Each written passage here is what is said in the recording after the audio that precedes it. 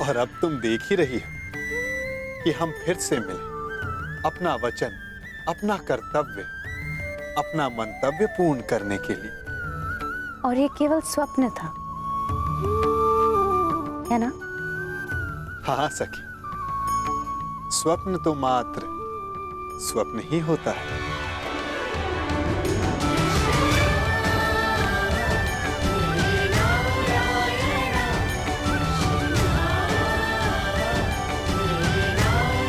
परंतु मेरा स्वप्न सदा नवीन सृष्टि का निर्माण करता है और सृष्टि को नई दिशा देने का समय आने को है।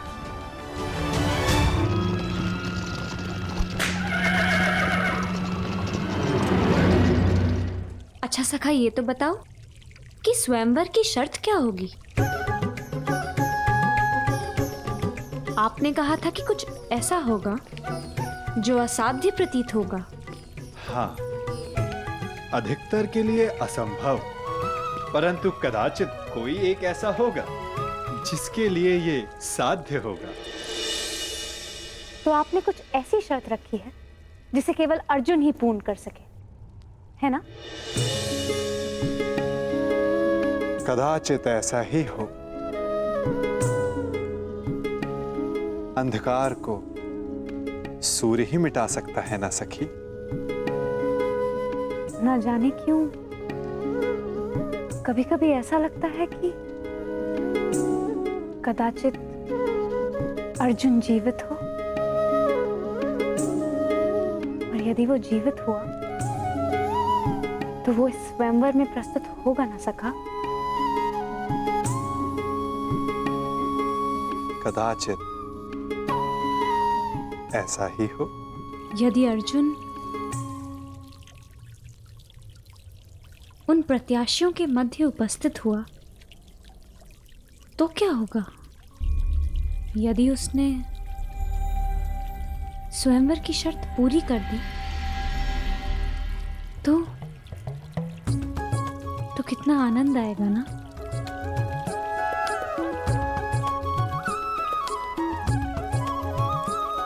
कदाचित। ठीक है, हर प्रश्न के उत्तर में कदाचित मत दो मेरे प्रश्नों का उत्तर सखा। मैं जा रही हूं। मैं स्वयं परीक्षण कर लूंगी कि आपकी परीक्षण में कौन खरा उतरने वाला है।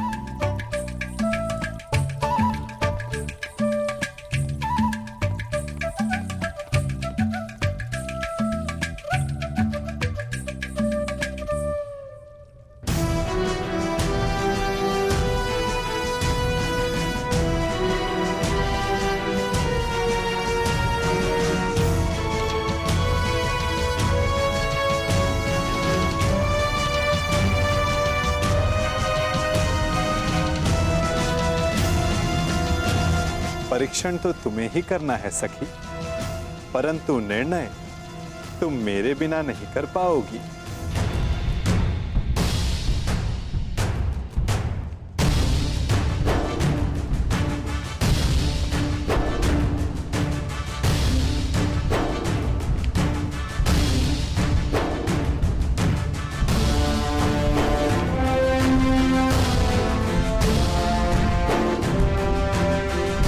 स्वागत है।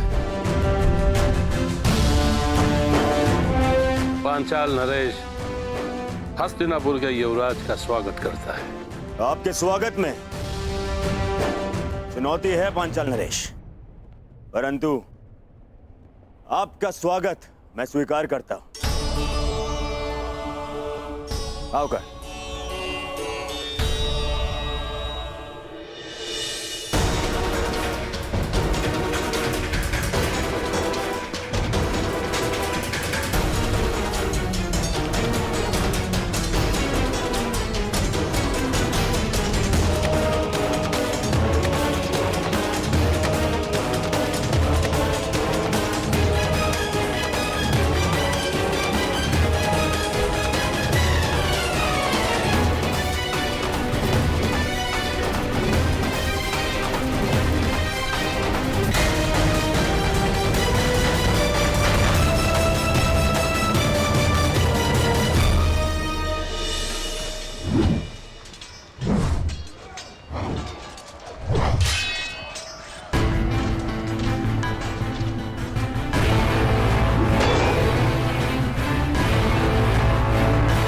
स्वयंवर की शर्त अभी तक रहस्य है मित्र।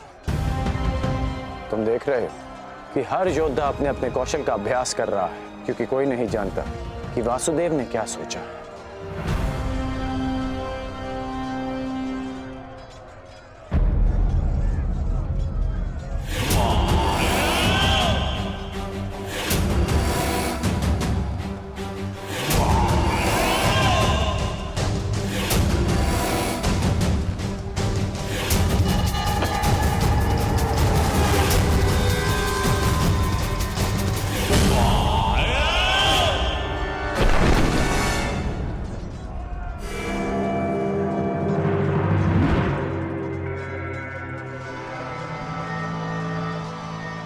मित्र, यदि परीक्षण में गदा युद्ध, मेरी विजय तो निश्चित ही। 5 पत्र एक ही पंक्ति में और एक ही बाण से सबको साधना है। आओ प्रयास करें।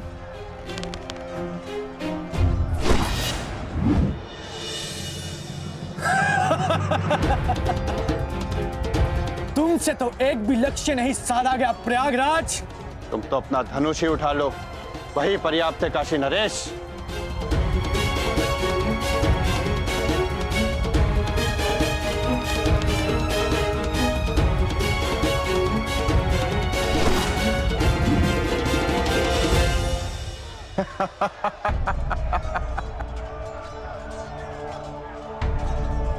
भोजन का समय हो गया है। सभी महानुभाव से निवेदन है कि आतिथ्य लेकर हमें कृतार्थ करें। अब अभ्यास भोजन के पश्चात करेंगे। चलो चलो मित्र। तुम चलो मित्र, मैं कुछ समय में आता।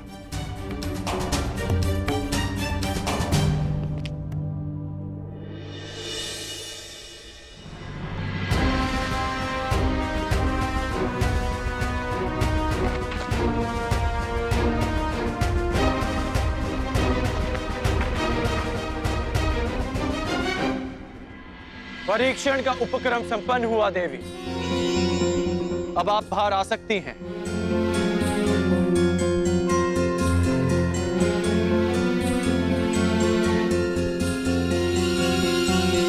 हुआ देवी, अब आप बाहर आ सकती हैं।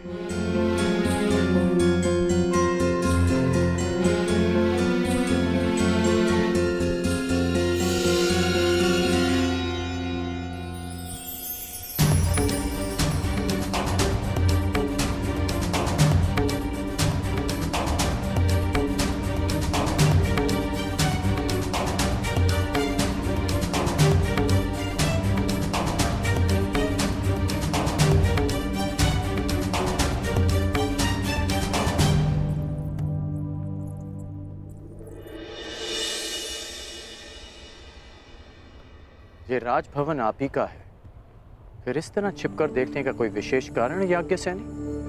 आपने मुझे कैसे पहचान लिया? आपकी दृष्टि से पहचाना, वो दृष्टि जो यहां किसी को ढूंढ रही है। स्वयंवर में भाग लेने वालों के अभ्यास स्थल पर परीक्षण दृष्टि रखने वाली स्वयंवरा पांचाली के अतिरिक्त और कौन हो सकती है? परंतु मेरी दृष्टि इतनी कुशल भी नहीं कि किसी को देखकर ही उसका परिचय ले ले। आपको अपना परिचय स्वयं देना होगा भद्र। मैं राधेकर। और आप स्वयंवर में भाग लेने नहीं आए।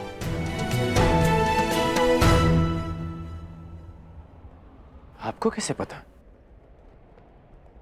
अब मेरी दृष्टि इतनी अकुशल भी नहीं कि स्वयं पर पड़ने वाली दृष्टि को समझ ना पाऊं। यदि आप कोई प्रत्याशी होते तो आपकी दृष्टि कुछ और ही होती। तो याज्ञ से राजकुमारी पांचाली चतुर भी है। ठीक अनुमान लगाया आपने। मैं यहां केवल अपने मित्र के साथ आया हूं।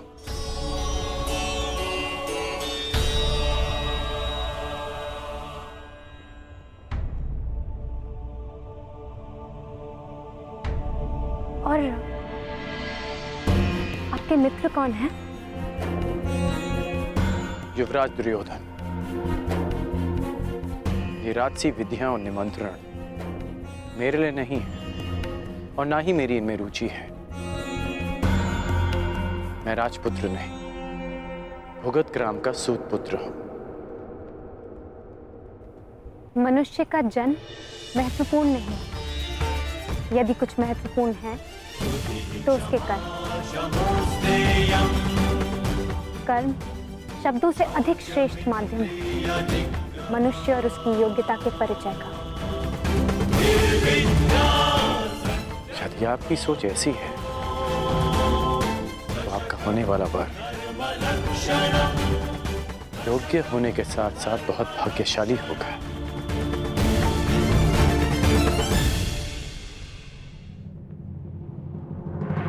और आपकी योग्यता, आपका कौशल क्या है राधे?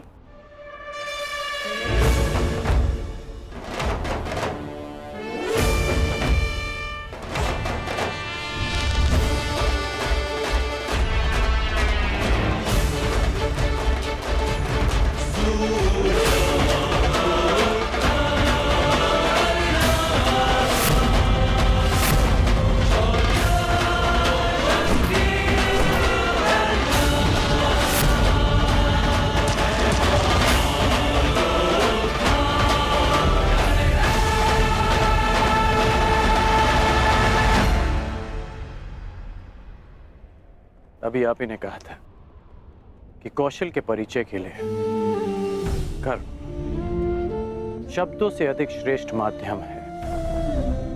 बिना देखे आपने लक्ष्य संधान कैसे किया? मैंने संधान लक्ष्य देखकर ही किया, आपके नेत्रों में देखकर।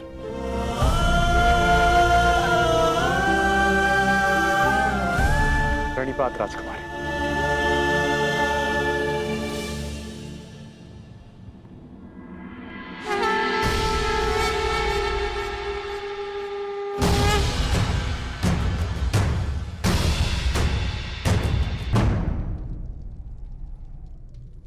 कुछ एक प्रहर में तुम्हारे जीवन की नई यात्रा प्रारंभ होने वाली है सखी, परंतु तुम उद्विग्न हो, क्यों?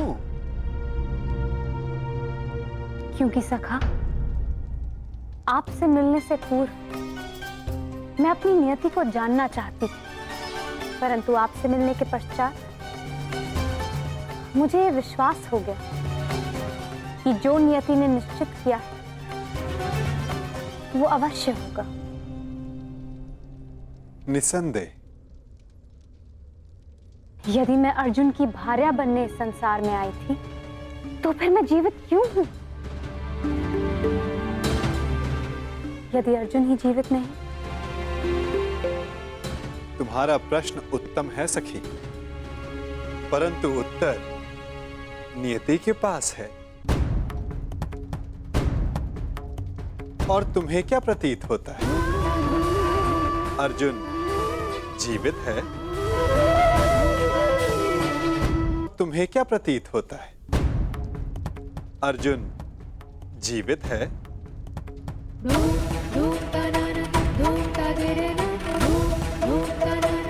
मस्तिष्क कहता है नहीं,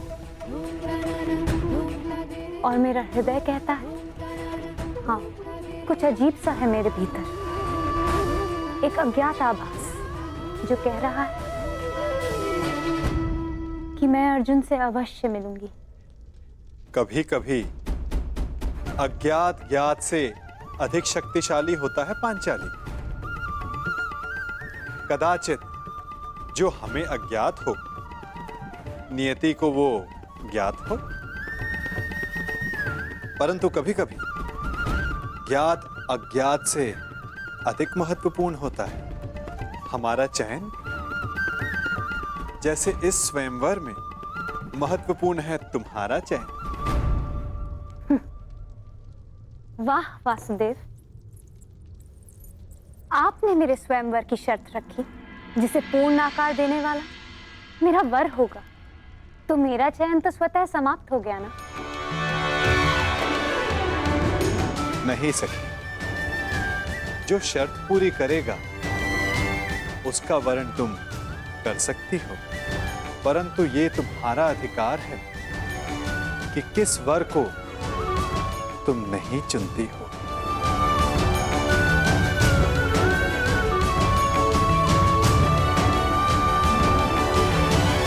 हस्तिनापुर युवराज दुर्योधन गांधार नरेश शकुनी के साथ पधार रहे हैं।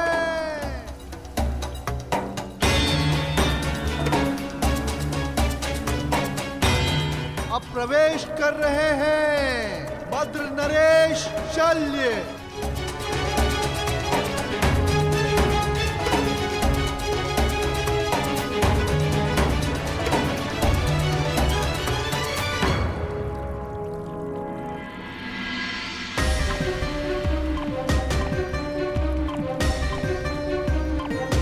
मगध नरेश जरासंध।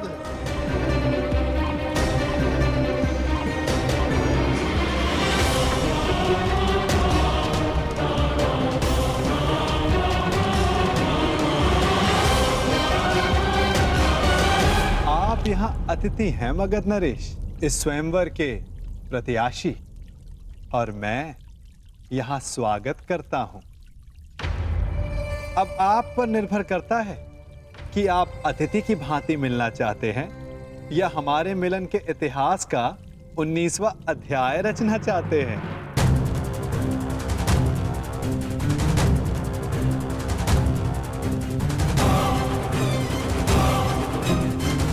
मगध नरेश, स्वागत है आपका।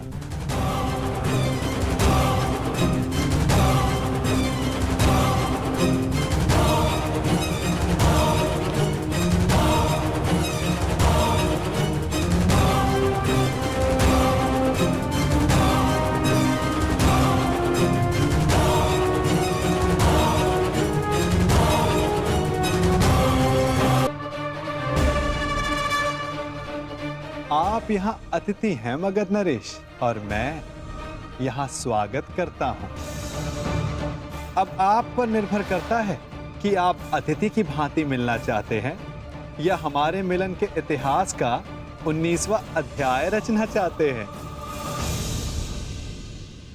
मगध नरेश, स्वागत है आपका।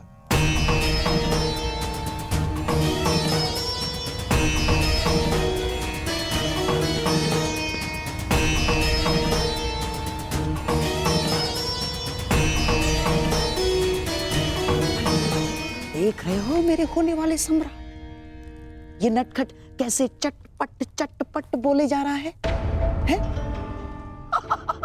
परंतु तुम घबराना नहीं, इस मायावी की माया को हरने के लिए ही मैं तुम्हारे साथ आया हूं। हाँ, अब तुम देखते रहो कैसे इस माखनचोर से तुम्हारा मामा उसकी वाणी चुराता है। वासुदेव,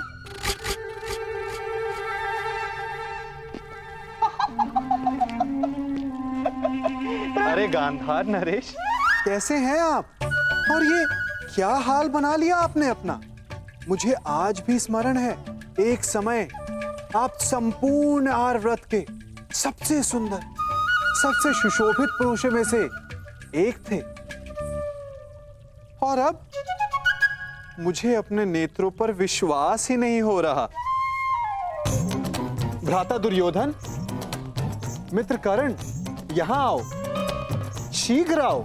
दुर्योधन, अब तुम ही बताओ, क्या मैं असत्य कह रहा हूं? एक समय था जब मामा श्री कितने आकर्षक दिखा करते थे।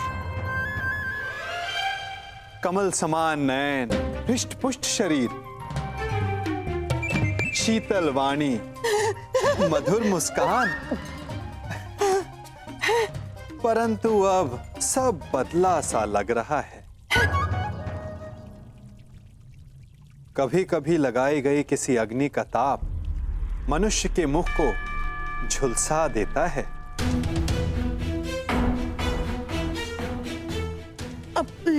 है ना दुर्योधन? क्या मामा श्री को हस्तिनापुर में उचित आहार नहीं मिलता? ये क्या कह रहे हैं वासुदेव? मामा श्री को हस्तिनापुर में सर्वश्रेष्ठ आहार मिलता है। मैं उस आहार की बात नहीं कर रहा हूं जो मुंह से खाया जाता है। मैं तो उस आहार की बात कर रहा हूं जो विचारों को मिलता है, मन को मिलता है, क्योंकि अंततः दिखाई तो वही देता है। अरे मैं भी क्या बातें लेकर बैठ गया। आइए, आप सबका स्वयंवर में स्वागत है। तुम्हारा भी मित्र कर्ण। वासु प्रणिपात कांधार नरेश, आइए।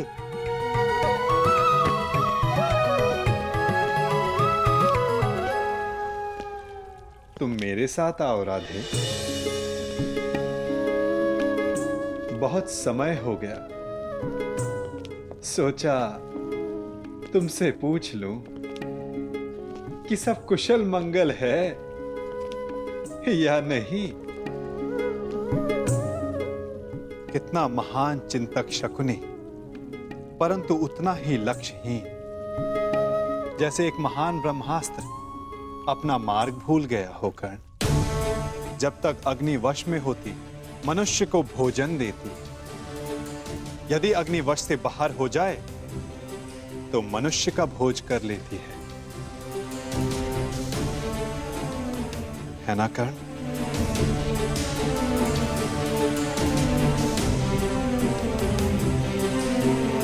वासुदेव, क्या आप जानते थे कि वारणा व्रत में क्या हुआ? किस विषय में बात कर रहे हो कर्ण? उस भवन के विषय में जो दुर्योधन ने बनवाया, या उस भवन के विषय में जो अग्नि की भेंट चढ़ गया? यदि आप सब जानते थे तो आपने कुछ किया क्यों नहीं वासुदेव? नियति के समक्ष क्या वासुदेव और क्या कर्ण राधे। हम तो केवल प्रयास कर सकते हैं। सफल होना ना होना प्रारब्ध के हाथ में होता है। तुमने भी प्रयास किया ना? हाँ, प्रयास किया, परंतु ये शब्द बड़ा संहारक है मित्र। कहीं ऐसा तो नहीं कि तुम फिर से कोई वचन दे बैठे कर्ण? मैं वचन देता हूं, मैं शोन की सौगंध खाता हूं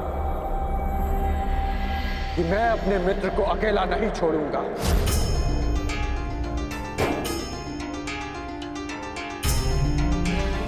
ओ कर्ण, मैंने कहा था कि वचन देते समय सावधान रहना, फिर भी दे बैठे क्यों? क्योंकि सबके पास वासुदेव जैसा मार्गदर्शक नहीं होता।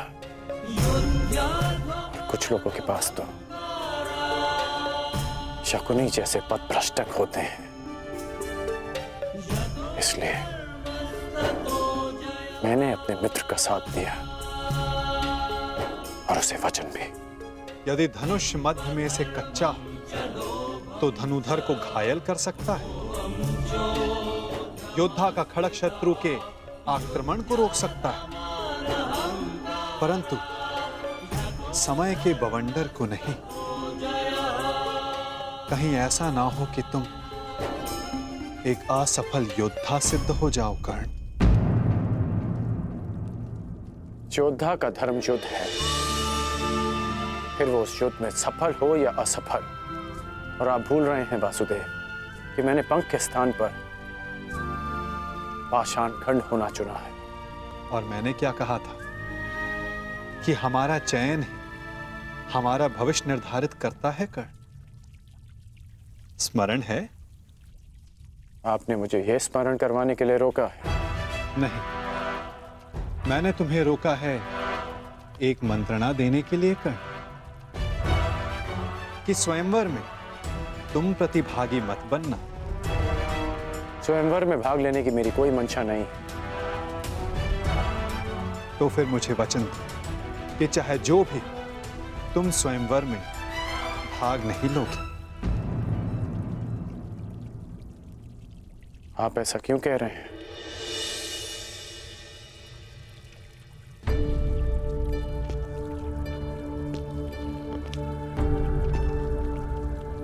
क्या आप नहीं चाहते कि मैं स्वयंवर में भाग लूं?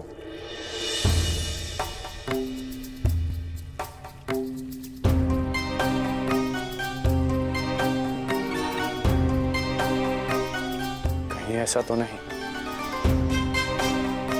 कि स्वयंवर की परीक्षा का संबंध धनुर्विद्या से है?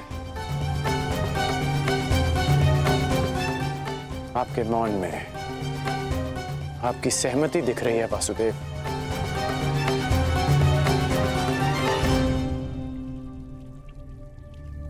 मैंने तुमसे एक वचन मांगा है राधे। आप ही ने मुझे सिखाया है कि बिना सोचे समझे किसी को वचन नहीं देना चाहिए। मैं स्वयंवर में भाग नहीं लूंगा, परंतु तब तक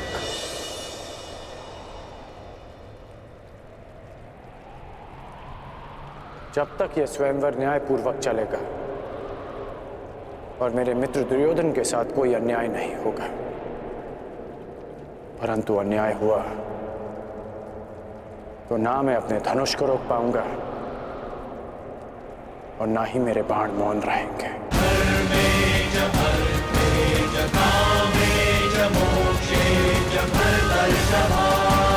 प्रणिपात वासुदेव।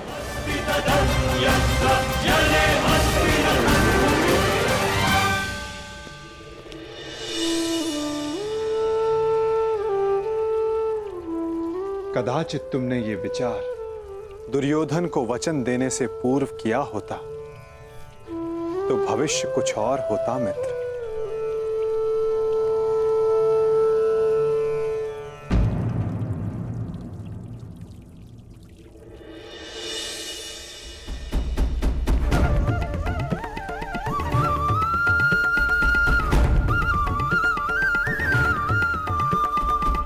जो पहला ब्राह्मण तुम्हें मिले उसे ये दक्षिणा दे देना और कहना कि पांचाल राजभवन में एक बड़ा उत्सव हो रहा है।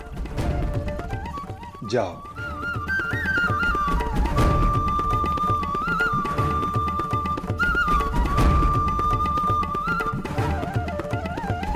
ये तो उनके भिक्षाटन का समय भी नहीं है। वो रहे ब्राह्मण।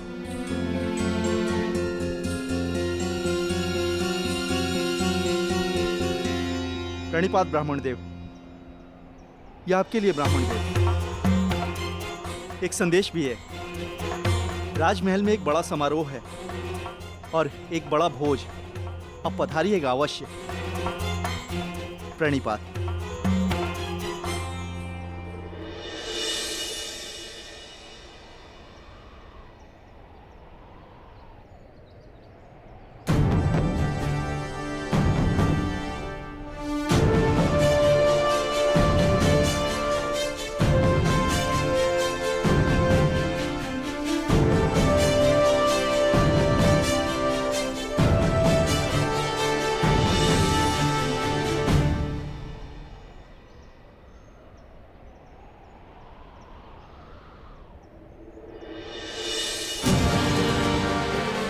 स्वर्ण मुद्रा हमारी आवश्यकता के अनुसार भिक्षा मिल गई अर्जुन।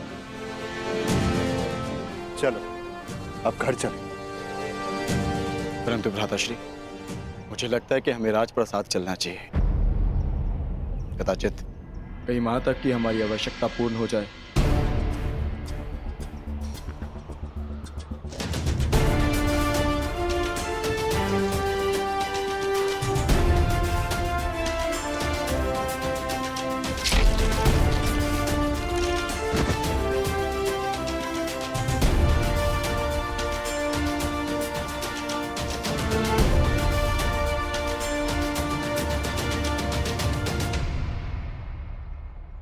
हाँ भ्राताश्री, कदाचित हमें वहां एक के स्थान पर 5 मुद्राएं मिल जाए। जब माताश्री कहेंगी कि आपस में बांट लो तो सुविधा हो जाएगी। अधिक लालच अच्छा नहीं है अनुज। भूखा रहना भी अच्छा नहीं है भ्राताश्री। आपने सुना ना, वहां भोज भी है। क्या आप अपने अनुज की क्षुधापूर्ति होते हुए नहीं देखना चाहोगे? यदि ऐसा है तो चलो, तुम्हें भरपेट भोजन करते हुए देखना भी बहुत बड़ा सुख है मेरे लिए। हम राजप्रसाद चलेंगे।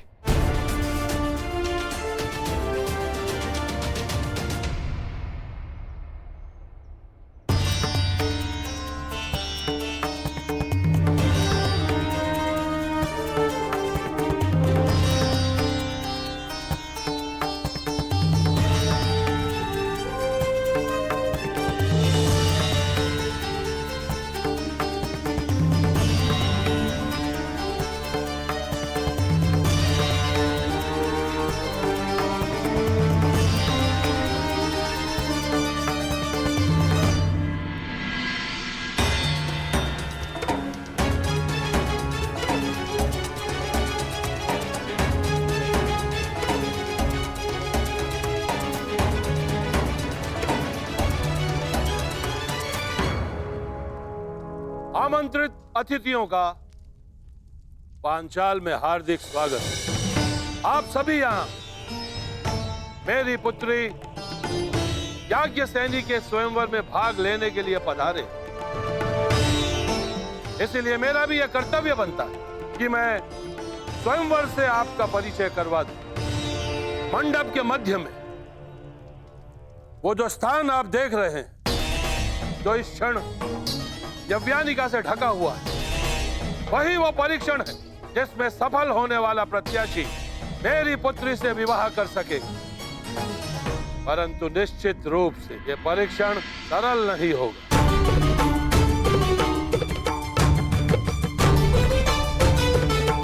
अब अधिक विलंब ना करते हुए मैं उसे बुलाता हूं जो इस स्वयंवर की स्वयंवरा है, जो पंचतत्व अग्नि से जन्मी है, याज्ञसेनी पांचाल की राजकुमारी द्रौपदी।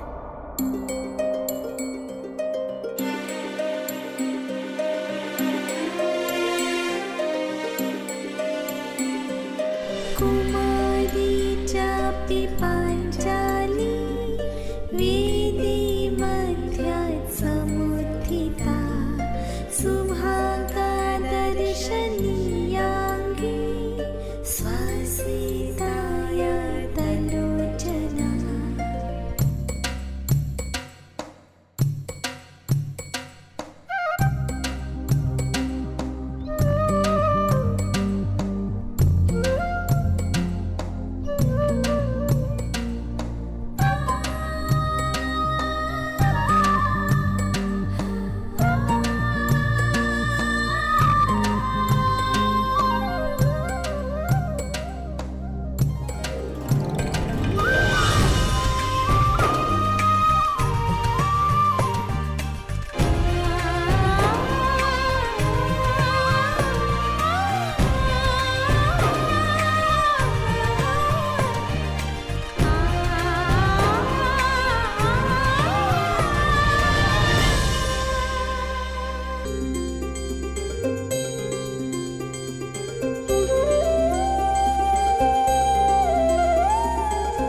अब मैं वासुदेव कृष्ण से यह आग्रह करूंगा कि वो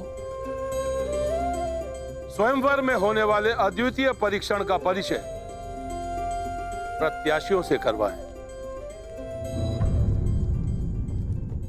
आगंतुकों को वासुदेव कृष्ण का प्रणाम। आज होने वाला परीक्षण प्रत्येक योद्धा को स्वयं उसके बल, बुद्धि और कौशल से परिचय करवाएगा। इस परीक्षा में खरा उतरने के लिए प्रतिभागी में विलक्षण गुणों का होना आवश्यक है। उसमें वो बल होना चाहिए जिसे मापा ना जा सके, वो दृष्टि होनी चाहिए जो अदृष्ट के परे देख सके, वो एकाग्रता होनी चाहिए जो किसी में ना हो, और लक्ष्य को बिना देखे भेद सकने का सामर्थ्य भी।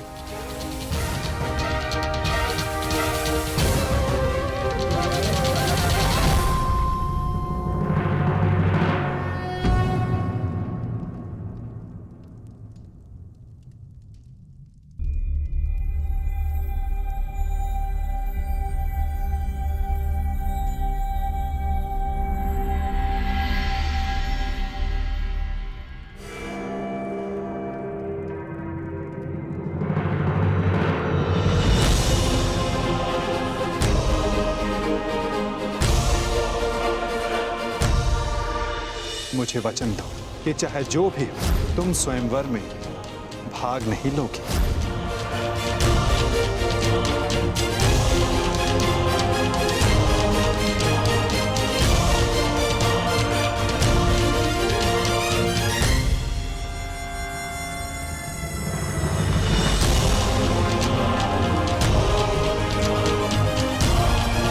केवल इस धनुष की सुंदरता को देखकर आकर्षित मत होइए मित्रों, चूंकि धनुष है तो लक्ष्य अवश्य होगा। सोचिए, कहां होगा आपका लक्ष्य?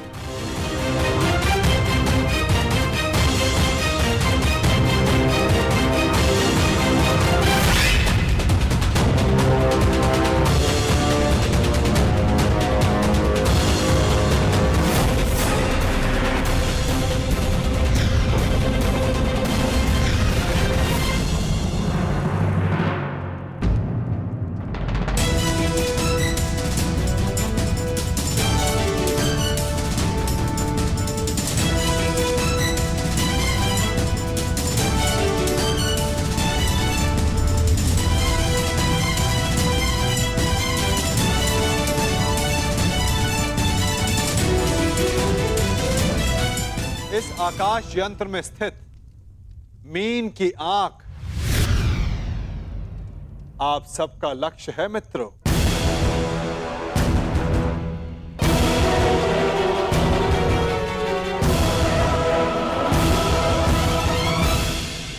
इस आकाश यंत्र में स्थित मीन की आंख आप सबका लक्ष्य है मित्रों।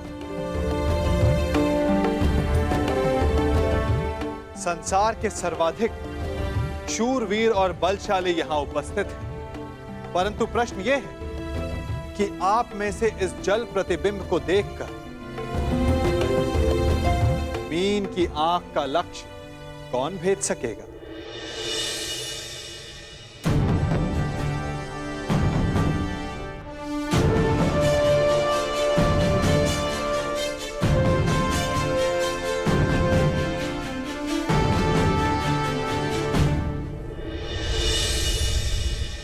किसी भी मूल्य पर लक्ष्य भेदना है मित्र। मुझे विजय प्राप्त करनी है।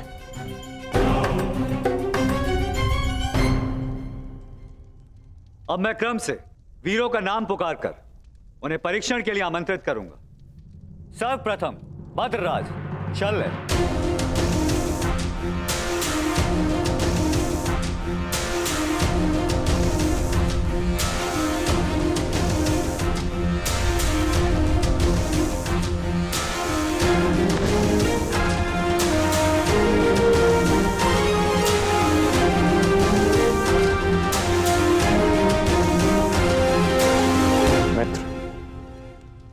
आज कोई क्रोधित भी नहीं है, इसलिए मद्रराज के पास कोई अवसर नहीं किसी की शक्ति छीनने का।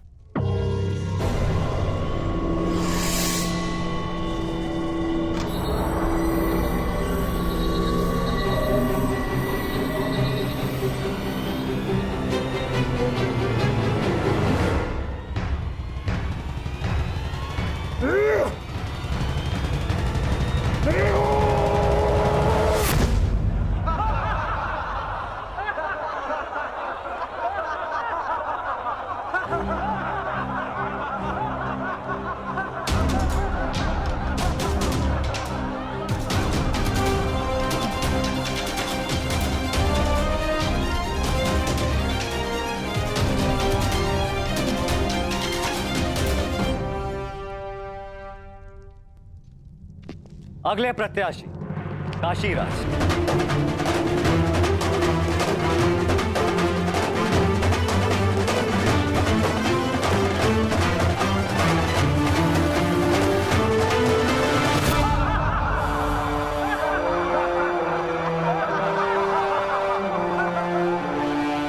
चाहिए असंभव लक्ष्य नहीं है सखा। प्रतिबिंब देखकर आकाश यंत्र में घूमती मीन का नेत्र वेदन संसार में भला ये कौन कर सकता है? एक नहीं 3 पुरुष हैं सखी, जो ये लक्ष्य साध सकते हैं। और वो कौन है?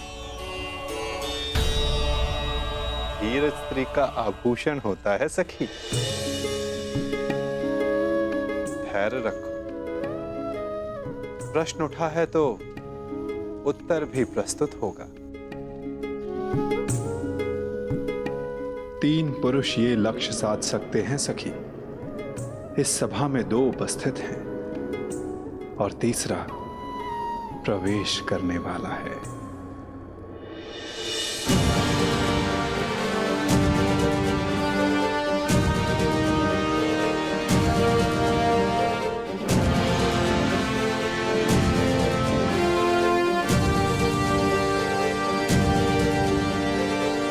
अगले प्रत्याशी भगत नरेश, जरासंध।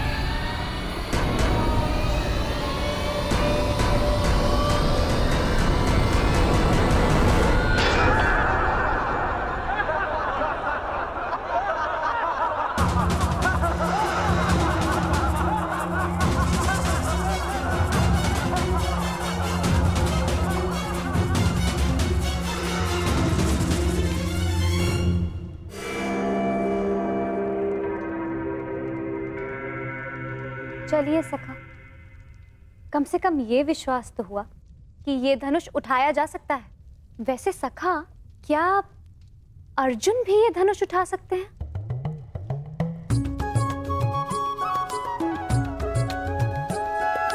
सखा, यदि अर्जुन इस सभा में उपस्थित हुए तब भी मैं उन्हें पहचानूंगी कैसे? कैसे मुझे ये ज्ञात होगा कि वो यहाँ उपस्थित हैं? अर्जुन, परंतु सबका तो ये मानना है कि वो जीवित नहीं है। मैं ऐसा नहीं मानती सखा, क्योंकि मैं अभी तक जीवित हूं। तुम कहां जीवित हो सखी? तुम तब तक जीवित नहीं जब तक अर्जुन ना मिल जाए, यही ना? और यही तो मेरा प्रश्न है केशव, कि मैं उन्हें कैसे पहचानूं, जो मेरे जीवन का एक कारण है। जब वो क्षण आएगा, तुम्हें स्वयं अनुभूत हो जाएगा सखी। तुम्हें अपने भीतर श्वास का प्रवास अनुभव होगा। वो अनुभूति तुम्हें आनंद नहीं, पीड़ा देगी। वो पीड़ा जिसकी तुम्हें प्रतीक्षा है, वो पीड़ा जो तुम्हें आनंद से अधिक प्रिय लगे। क्या मुझे सच में ऐसा अनुभव होगा सखा? परंतु कब? कौन जाने, कदाचित अति शीघ्र।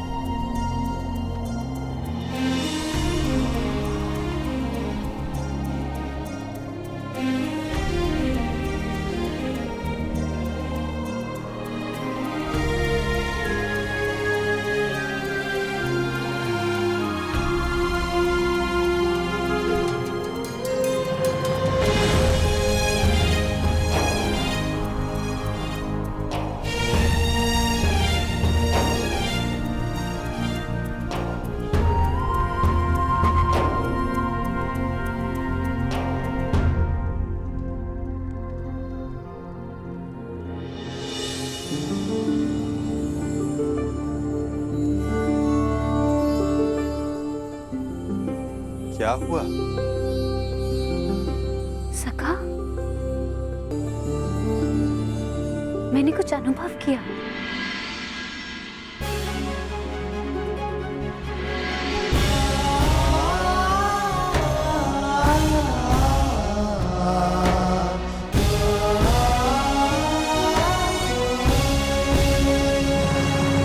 यश भ्राता, वो कौन है जो मेरी ओर देख रहे हैं? जो राजकुमारी के समीप बैठे हैं वो वासुदेव कृष्ण हैं, द्वारकाधीश। हमारे ममेरे भाई भी हैं, परंतु वो तुम्हें नहीं देख रहे। वो स्वयंवर में आए सारे प्रतिभागियों को देख रहे हैं। वो कमल नयन वाले हैं, इसीलिए सबको लगता है कि वो उन्हें ही देख रहे हैं, परंतु नहीं।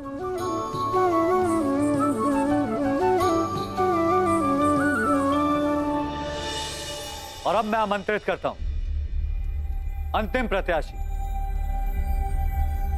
हस्तिनापुर के युवराज दुर्योधन।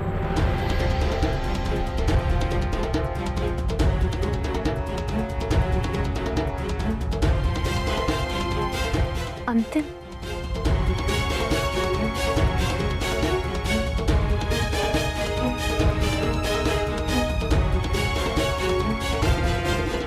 वो दिन कब आएगा जब मैं इस दुष्ट की छाती पर गदा से प्रहार कर पाऊंगा? शांत, ये माता श्री की आज्ञा है, स्मरण रखना। हमें यहाँ पर किसी की दृष्टि में नहीं आना है। हम यहाँ पर स्वयंवर देखने आए और कुछ दक्षिणा ले, बस।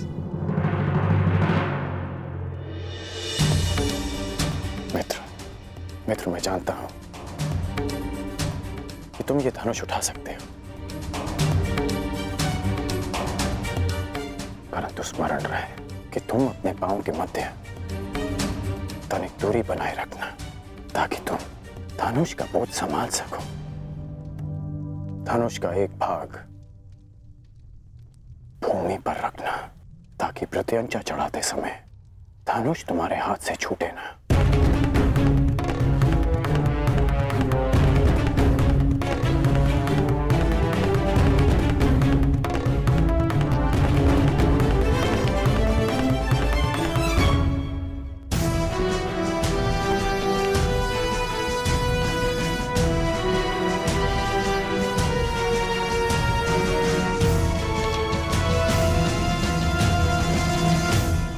बताइए ना, कौन है वो 3 पुरुष जो ये लक्ष्य साध सकते हैं? पहला मैं स्वयं, दूसरा पांडु पुत्र अर्जुन और तीसरा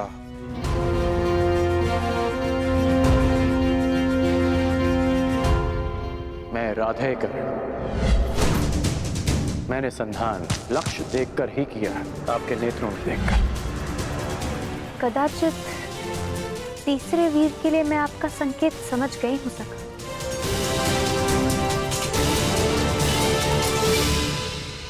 परंतु वो इस स्वयंवर में भाग नहीं ले रहा है। आशा यही है सखी, परंतु नियति क्या कहे कौन जाने।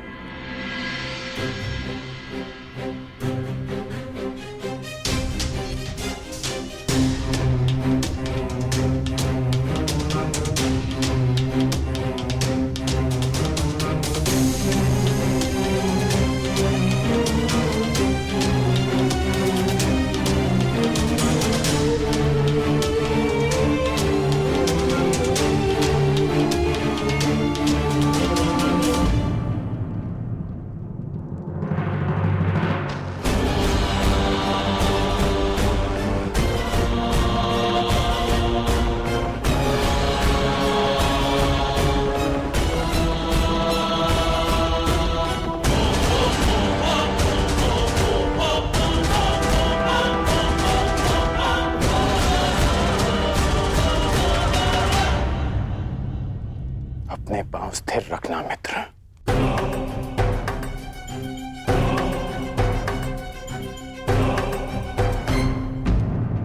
धनुष का एक भाग भूमि पर रखो।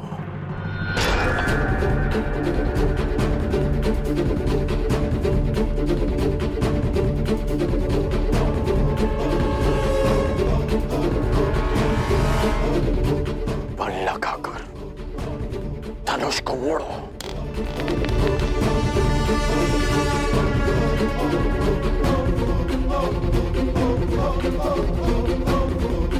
धैर्य रखना मित्र, तभी प्रत्यंचा चढ़ा पाओगे। ये दुष्ट कहीं लक्ष्य साध ना ले।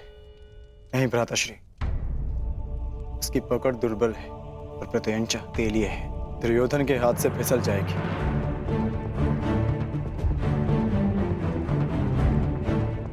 नहीं, एकाग्रता बनाए रखो दुर्योधन। यदि ध्यान भटका तो प्रत्यंचा हाथ से छूट जाएगी।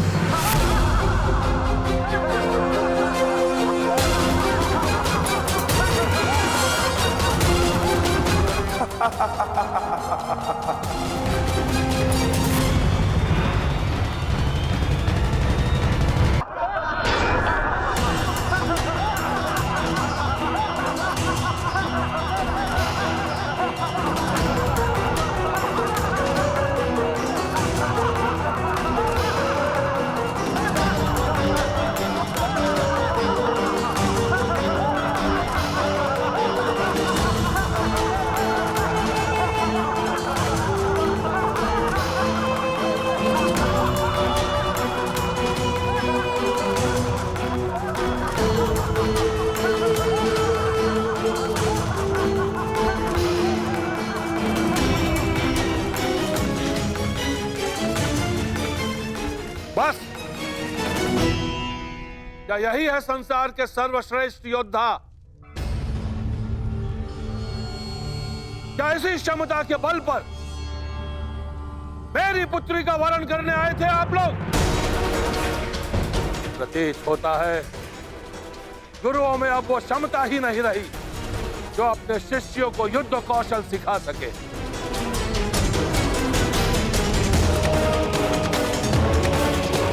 मेरी पुत्री का स्वयंवर अधूरा रह जाएगा, इस बात का दुख नहीं है मुझे, अभी तो खेद इस बात का है कि संसार के सर्वश्रेष्ठ योद्धाओं में से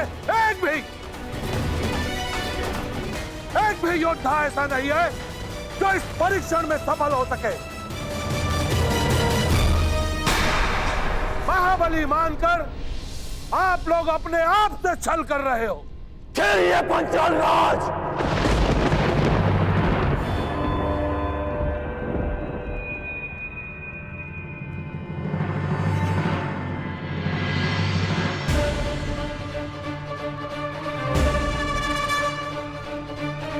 मैं स्वयंवर में भाग नहीं लूंगा, परंतु जब तक यह स्वयंवर न्यायपूर्वक चलेगा और मेरे मित्र दुर्योधन के साथ कोई अन्याय नहीं होगा। परंतु अन्याय हुआ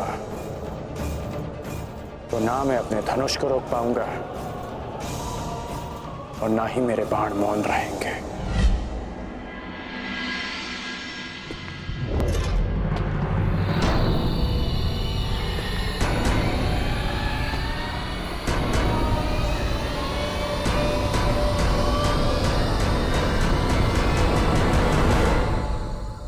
छल तो आपने किया है।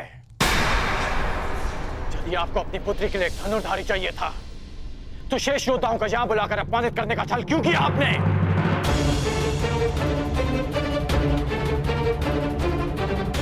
यदि बल, बुद्धि, दृष्टि, एकाग्रता और लक्ष्य पर प्रहार करने की क्षमता जांचनी थी तो केवल धनुर्विद्या का परीक्षण क्यों?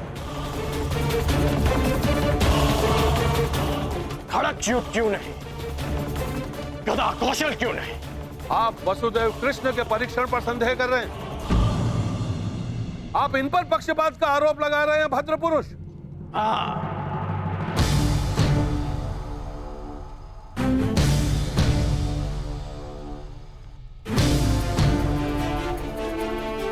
क्योंकि ये पक्षपात है। यदि ये गदा कौशल का परीक्षण होता तो मेरे मित्र युवराज दुर्योधन यहां उपस्थित सभी योद्धाओं को पराजित कर देते, परंतु नहीं, आपने ये परीक्षण एक पक्षीय रखा और उस पर आप महान गुरुओं की शिक्षा दीक्षा का अपमान कर रहे हैं। तो पांचाल राज, आपको आपकी ललकार का उत्तर अवश्य मिलेगा।